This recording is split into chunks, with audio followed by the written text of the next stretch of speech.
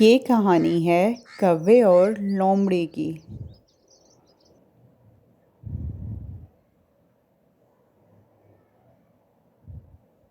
एक दफ़ा का ज़िक्र है, एक कौवा भूखा प्यासा पूरा दिन खाने की तलाश में फिरता रहा।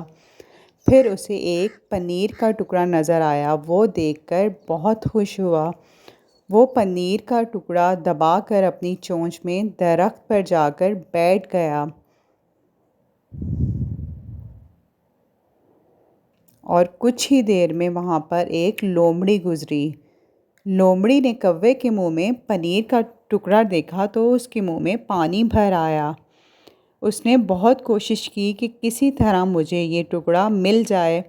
उसने कौवे से बात करने की कोशिश की ताकि कौवा जब उसकी बात का जवाब दे तो वो टुकड़ा नीचे गिर जाए, पर कौवा कुछ नहीं बोला। फिर उसने कौवे की झूठी तारीफ़ करना शुरू की कि तुम कितने अच्छे हो, तुम्हारी आवाज़ कितनी अच्छी है।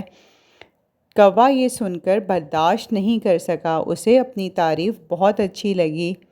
वो ये भूल चुका था कि उसके मुंह में पनीर का टुकड़ा है। लोमड़ी ने कहा, चलो मुझे तुम अपनी प्यारी सी आवाज़ में एक गाना सुनाओ। जैसे ही कौवे ने गाना सुनाने के लिए अपना मुंह खोला, वो टुकड़ा नीचे गिर गया और लोमड़ी ने वो पनीर का टुकड़ा खा लिया। यहाँ से हमें पता चलता है कि हमें कभी भी किसी की झूठी तारीफ़ पर यकीन नहीं करना चाहिए।